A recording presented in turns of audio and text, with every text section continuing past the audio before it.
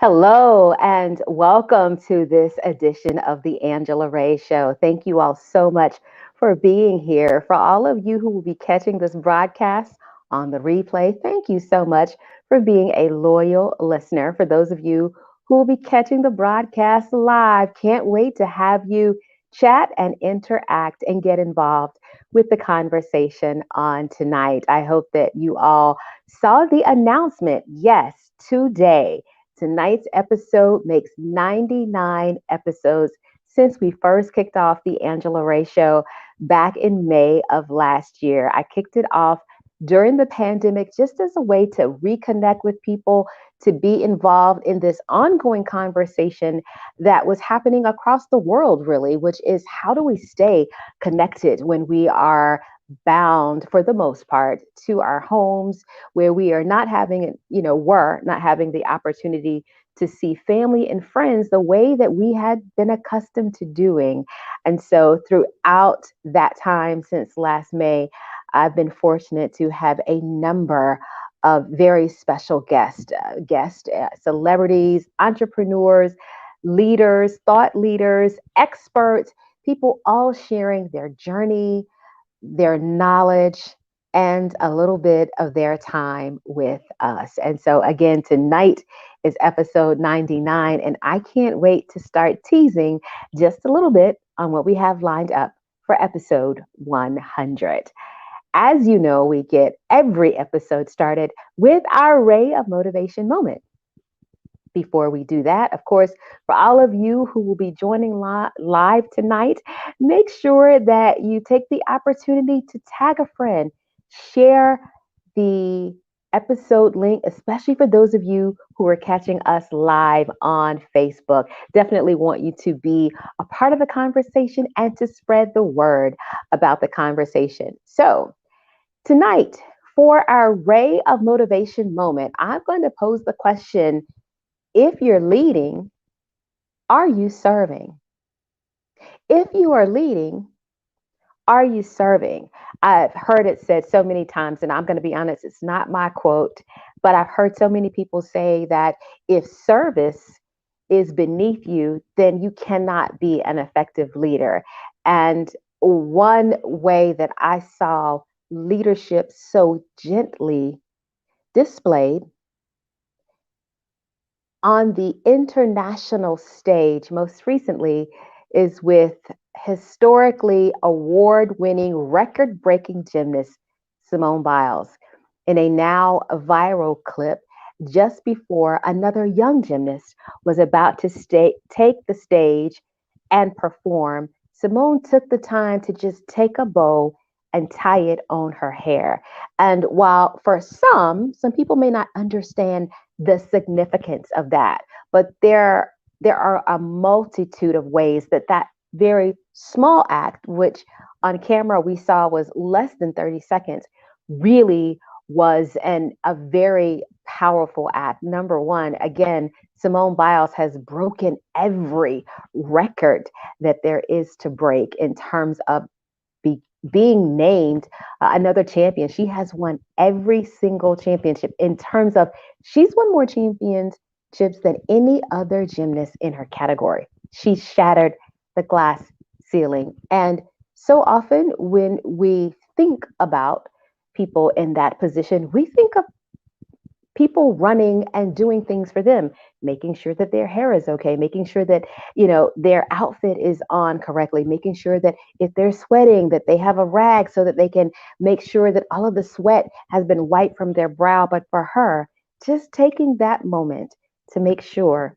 another young lady's crown was presented well really spoke to the kind of person and the kind of leader that she is. And that is our Ray of Motivation moment for this evening. So I want to take the opportunity to introduce my very special guest on tonight, Miss Rekesha Pittman. She is known as the Midwife. She successfully trained thousands of authors and helped them publish worldwide through the use of innovative strategies, step by step instruction, and personal coaching, which is so very important. Her courses continue to explode in popularity each year. And she has a very special event coming up there. We're going to get an opportunity to talk a little bit more about on tonight. So please help me welcome to the Angela Ray Show, Rekesha Pittman. Rekesha, thank you so much for being on the show tonight. And thank you so much for having me. I'm excited.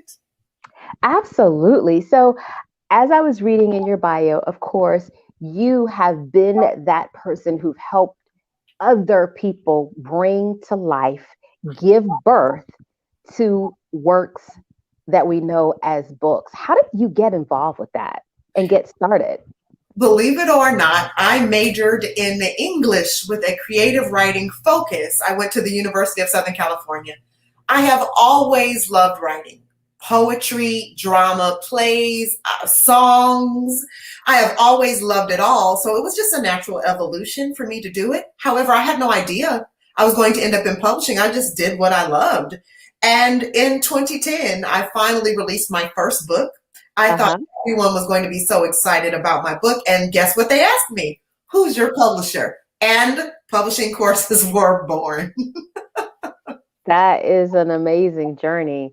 Now, you've helped these individuals publish their books. Do you have a specialty in terms of the type of books that you help people publish, or are you open to helping anyone who feels that they have a story and a passion to share? Well, definitely my recipe works for any type of book. However, lately I have focused on the entrepreneur because I believe that there's a way to leverage the book beyond just the sell, the price point on the book. But I've helped people publish children's books, cookbooks, guidebooks, lead magnets, reference books, any type of nonfiction, fiction. I have helped people do it all, and I know the genres. However, entrepreneurs, that right there is my specialty point. Now, you have an event coming up starting tomorrow, right? Yes, Tell, absolutely. tell us about this event that's coming up in Texas. Okay, so it's the East Summit, and you're like, East? East stands for entrepreneur, author, speaker, trainer. And that is all for working in conjunction to create cycles of success for you on an annual basis. So we will have the East Summit. Tomorrow is networking. So for the people who have come to the Dallas area, we're in Frisco and we will be networking live. And then Friday morning, we kick off with our instruction and implementation. So it's not just inspiration. It's not just a bunch of speakers back to back, but we're actually helping those who come in person and those who stream to do something new for their business journey, their book, their speaking career, or their courses and training programs that they had not done before. So we're right here, June 10th through 12th. The East Summit is where you can find us. Now, you just mentioned for those who will be streaming. So, is this a hybrid presentation? Will there be some people attending in person and then others who can attend from anywhere in the world? Yes, so you're going to get the full energy. If you are streaming, you're not going to see a speaker sitting at a desk. They are going to be in front of you, full stage, microphone, lights on, and ready to deliver to you. So we have people who are coming in person to network, and there's nothing like being in person. However, there is something about being in the room, whether virtual or actual. So yes, virtually anywhere in the world, and physically you can be there. So, we have entrepreneurs, authors, speakers, trainers, all coming together. What would you say is the common denominator with those four types of business people?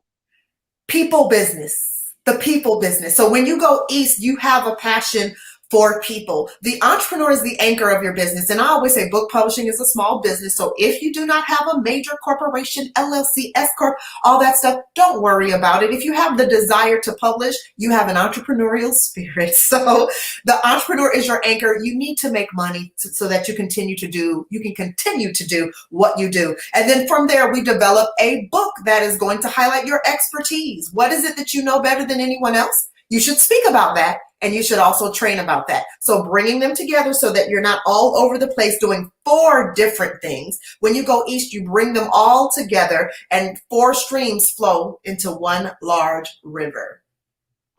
Now, I have run into so many people. I'm an author myself. I have two nonfiction books and one book of poetry. And over the years, throughout my journey, if I've been book signing, especially with my book of poetry, I do a lot of performance. And, then I have an opportunity to interact with people as they're at my table getting their book signed. And I hear so many people say, you know, I want to write a book.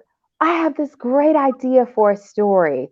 What is one piece of advice that you would offer to someone who is at that stage? I want to write a book. I have some poems in a notebook from when I was in college, or this very tragic thing happened to me when I got out of a marriage and I was able to get beyond it. I think that my story would be a blessing to other people. What's one piece of advice that you would offer to someone who's at that stage who wants to write a book? Make a blueprint for your book. So don't just start out once upon a time. It was a dark and stormy night. You need direction. We So can't do that. We can't say once upon a time. if you take us on a goose chase, then your reader will probably close the book. And one of the things that I've specialized in is bookstore quality books. So I want to make sure, because I am a writer by training, I think that my approach to publishing is a little bit different.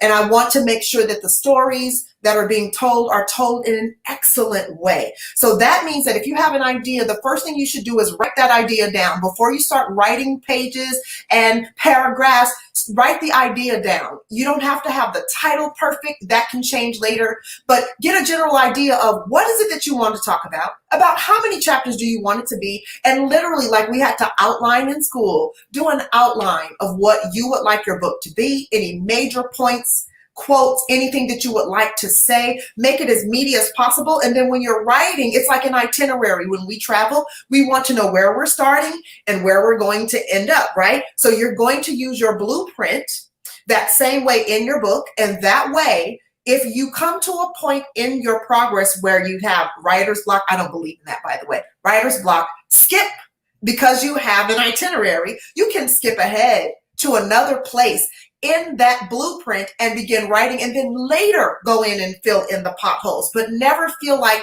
you have to write a book from A to Z and be perfect every single time. No, you don't. You can do it out of sequence and rearrange when you want, but at least start out with an itinerary or a blue plan for that book.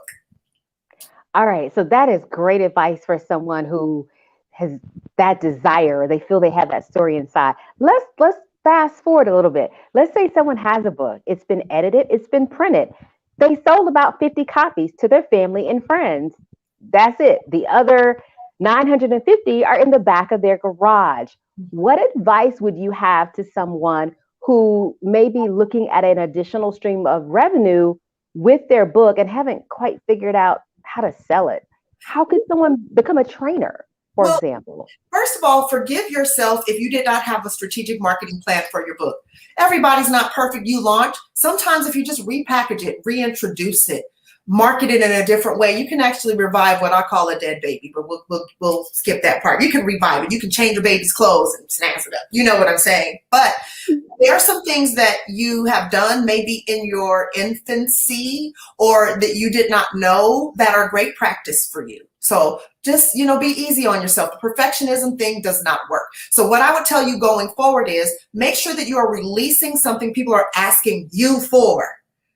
If they're asking you for it, then they'll probably buy it. But if you just think, hey, this is a great idea, and you didn't test that idea first, then you end up with all of these copies. And by the way, I don't recommend that you purchase a lot of your own copies. We can upload them, have them shipped and delivered, and it doesn't cost you money out of pocket. But that's what you find out when you go east with me. All right. That's a great selling point for this conference. Now, you were just talking about some of the things that people can do in terms of making sure that they have that strategic plan. Is that a part of the coaching that you offer to people? Absolutely. I do an assessment before you even write your book. Who is your audience? What the gender? Tell me, male, female, what is it? We have a lot of different things that we are doing now. You have to know who your audience is, their ages, their incomes, where do they live. By the time we get through that assessment, the book that you think you want to release first may not be the move. You may need to, and people have done this all the time, say, there's a project that I think I need to release first because this one is not quite ready. So do a deep and thorough assessment of who is this for, and that determines how you write the content. It determines how you choose the book covers, how you market it, all of it. So sit down and do some assessment first. Now, you were just saying, I guess people shouldn't say if they build it, if I build it, they will come. It's more when they come, that's when you build it. Is that what you were saying in terms of not just thinking that you can put something out there and people will buy it? Yes, absolutely. Give them what they're asking for. A lot of the books that I have written is because people kept asking for it. And here's one of my quotes. If people keep asking for it, it's probably a business. Same thing. If people keep asking for it, it's probably a book. Write to a demanding audience. Don't stick it down the audience's throat if that is not what they're asking for at that time and place. All right, we have a great question from one of our loyal viewers here at the Angela Race Show. Edwin says, creative people really don't think about the business and legal issues when it comes to their content. What should those people do to protect themselves and their content? We believe in generosity, but we do not believe in plagiarism. So I think that some people are so busy protecting their content that they're not building an audience for themselves in advance. So remember that. However, there are legal ways to protect yourself. You can file for U.S. copyright.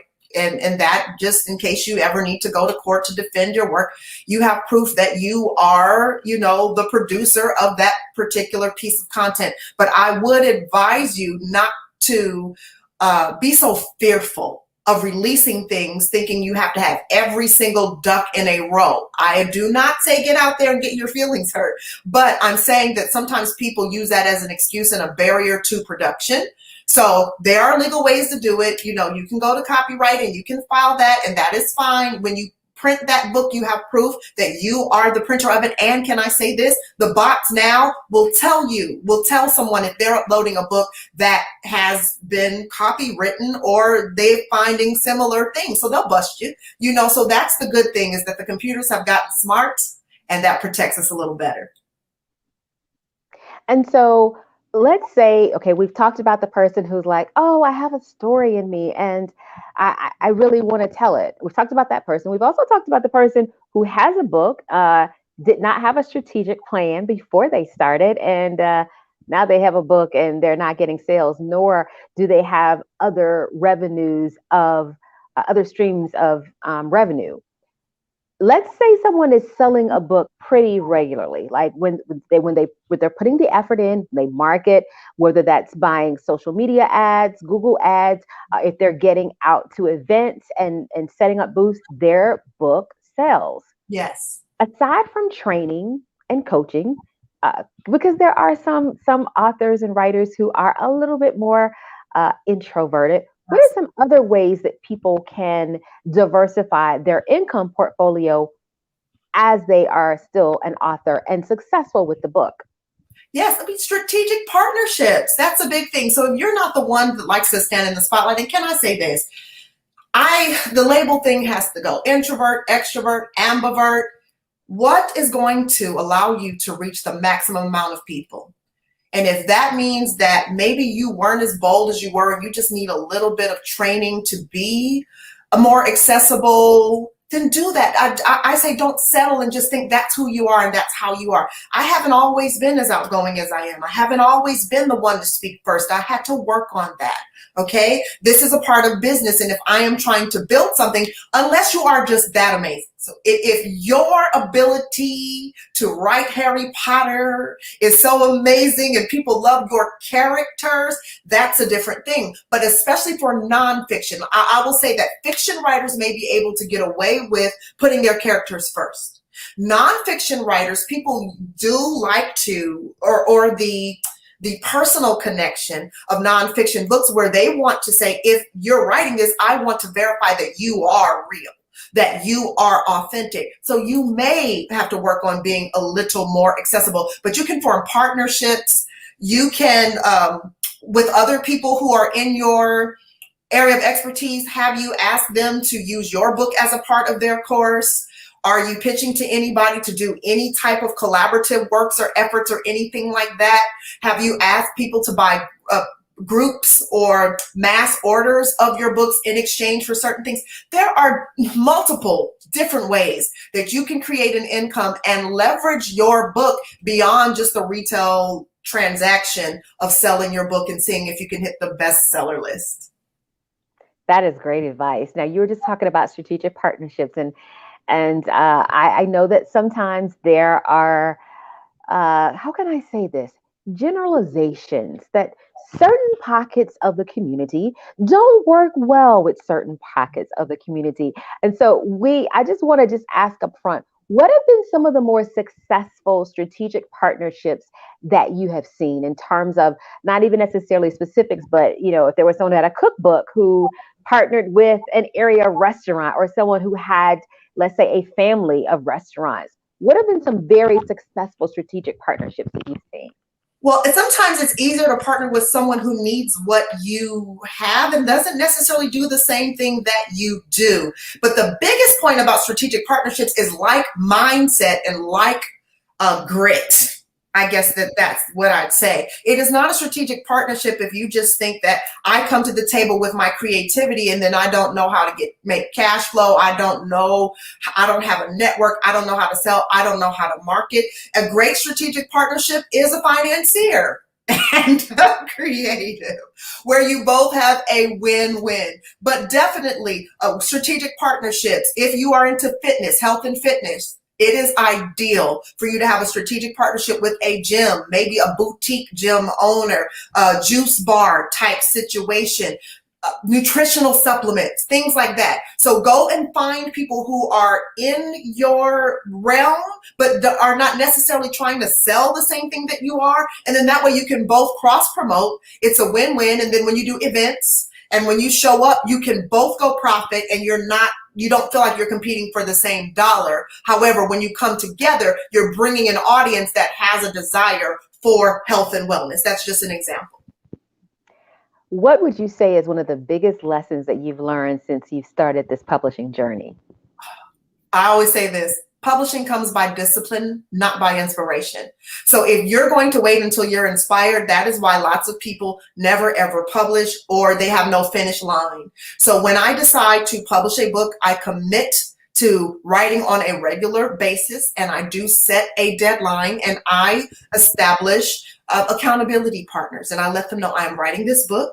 This is the date that I want to finish it by, and I'm going to check in with you and make sure that I am making progress. So set a finish line so that you can actually get to the goal, but it does not take, I dare I say this, it does not even take a year to publish a quality book. It takes focus. It's not about time, it's about focus. You do have enough time, even if it's 15 minutes at a time. Now, we've primarily been talking about the entrepreneurs and those who it seems as though maybe on the self-publishing track. Mm-hmm. Let's look at the traditionally published author. If there is someone who's had a book published by Harlequin Books or Simon and Schuster, aside from taking maybe a not a fiction book and the ultimate goal being to get it made into a movie, what are some entrepreneurial efforts that they can make and or strategic partnerships that they can have? Yes, everybody has to market. I think that that's the thing that runs parallel with the independent publisher or the traditional publisher. We all have to work. It is more challenging unless you have established or proven your audience. I will say that. It is more challenging to get a traditional publishing contract because bookstore shelves are expensive. This is not a detraction or anything like that, but just understanding the business end of it. Bookstore shelves are expensive.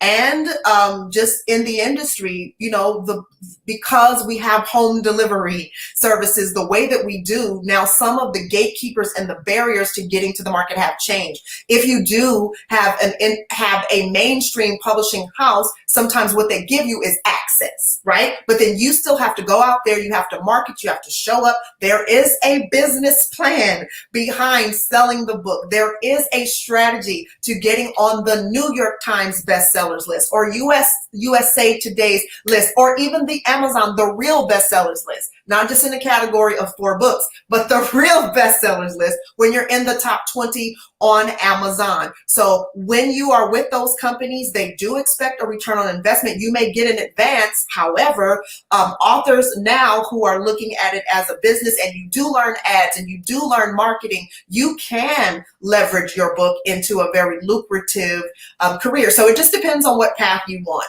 Do you want the publicity, and then do you want to leverage that publicity for other paid opportunities, or do you just simply want to sell your books, or do you want to leverage your books as partners for courses and then turn those courses into a full-time salary for yourself? So what is my summation? You have options, and all of them lead to payday.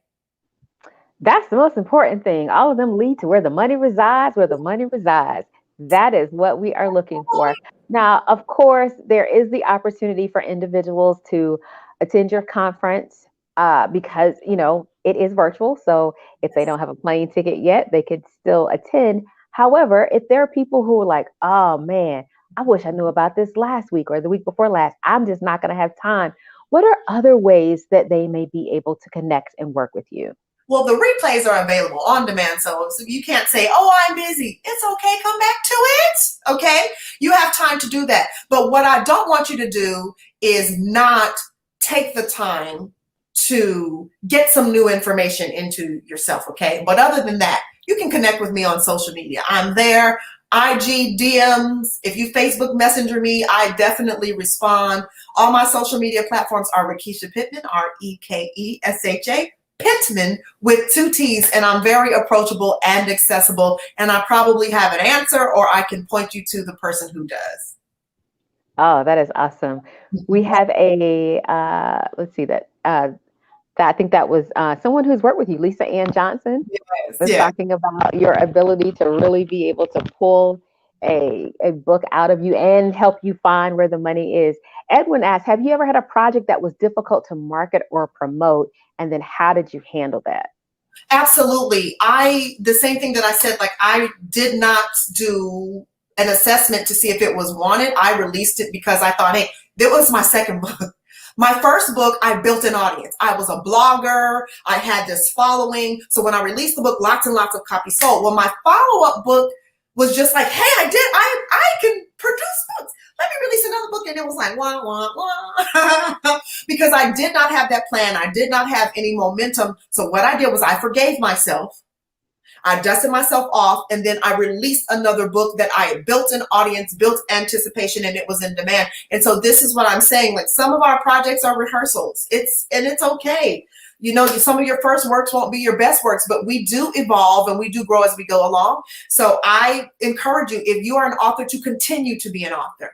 Once you become an author, you can never be unauthorized. I love that. However, if you want a career as a full-time author, continue to develop your craft, grow in your craft, make sure that your book covers are actually bookstore level. Make sure that your formatting and your editing have been done professionally, because sometimes people don't buy your books because they're terrible. And I hate to say that.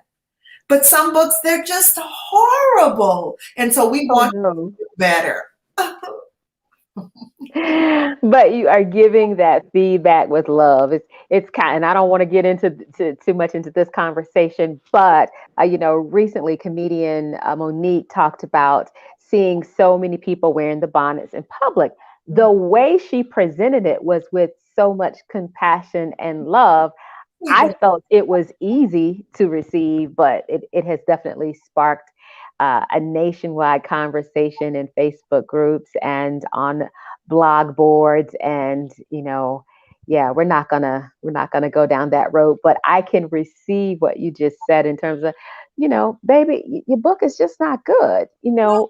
Everyone may not be able to receive it that way, but when you present things and you say it with such care, if they can't receive it, then they're not going to be able to receive anything. And the bottom line is, what are your goals? And I always train my entrepreneur, author, speaker trainers. Do you look like a good investment? People invest where they feel that their money is safe. So maybe your goal is not to be that. Maybe you're whatever, so if you show up in public any type of way, that's on you. However, I believe that looks are a strategy and that looks are strategic, and it doesn't mean everybody has to be gorgeous and everybody has to be fine. But I am saying that you can command a certain level of pay and you can command a certain level of attention being strategic with your presentation, however you decide to show up. Oh, so that's and I see, I don't even know like that. That almost makes me feel like that perhaps the whole bonnet thing it could be a breakout session at your conference, just because there are people, who sometimes say, well, I want to be comfortable when I travel, but you just never know who you run into. I know that about 4 years ago, soon after I had a television appearance, I thought it was, most people had forgotten about it, but I was at an event and I was not in a bonnet, nor was I in pajamas, nor was I in bedroom shoes. But I didn't have the hair, the makeup, all of that wasn't as together as I normally have it.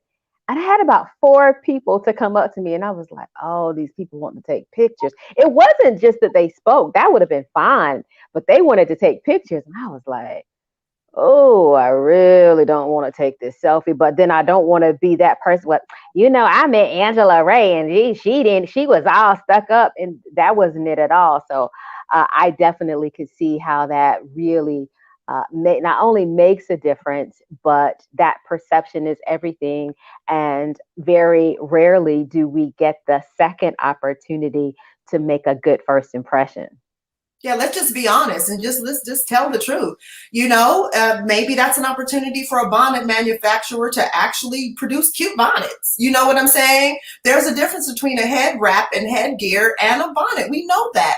So it really is about how you feel. Maybe it's just me. I feel a burden to represent my legacy well. So when I publish a book, I'm thinking about my children's children. And so that means that I don't want a lot of typos in my book.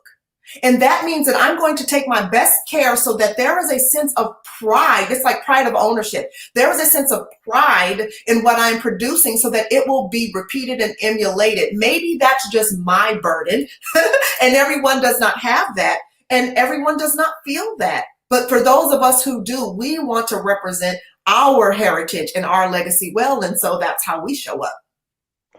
Indeed, and Edwin, I see your comments. So yes, I since that time though, I promise you, like it again, I wasn't looking bad, but I didn't want to be posted up on the gram that day. Let's just say it like that. I didn't want to be posted. I was just kind of trying to just kind of go under the radar, and it was a huge event.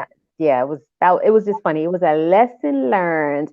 Will not catch me slipping like that again unless I'm in sunglasses. Hey, But any So Go East, the East Conference kicks off on tomorrow, both in Texas, but also online. I have Rekesha's Instagram scrolling at the bottom of the screen. So if for whatever reason you feel like, oh, I can't do it this weekend, even though she said the information will be available later, you can certainly connect with her and she can help you bring to life the book that has been waiting to be birthed from inside of you. Do you have any final comments as we wrap up this evening? yes, I always say this, and I really want you to receive this. Perfectionism leads to procrastination, but excellence leads to implementation. You do not. Edwin is so funny. You don't have to have everything perfect to release it.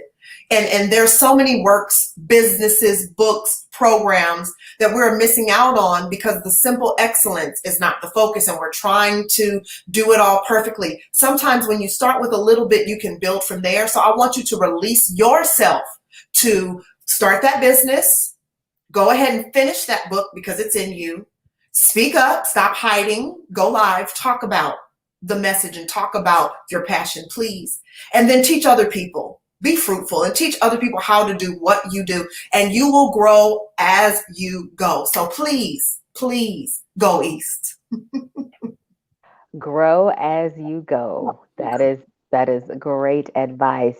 Well, Rekesha, thank you so much for taking the time to hang out on the Angela Ray Show. I know that there are people who were either on live or who will catch the broadcast on the replay who definitely have a story inside, who already have a story that resides outside of them, or they may maybe somewhere in between. Maybe they've already started writing, Yes. but haven't hit print, haven't contacted an editor. So I do think this information is very, very helpful. Grow as you go. How would you go? And I appreciate you. Thank you so much for having me on your show. You are welcome. Enjoy the rest of your evening. You too. Well, that is it for tonight's Angela Ray Show. Thanks so much to Rekesha Pittman for being with us tonight. As always, I would like to leave you all with Ray of Motivation number 35. Cleaning a mirror does not change the person who is reflected in it. Until next time, I encourage you all to go out and be the change. Have a great evening. Enjoy the rest of your week and stay tuned for information about episode 100 of The Angela Ray Show. Take care, everybody. Have a great evening.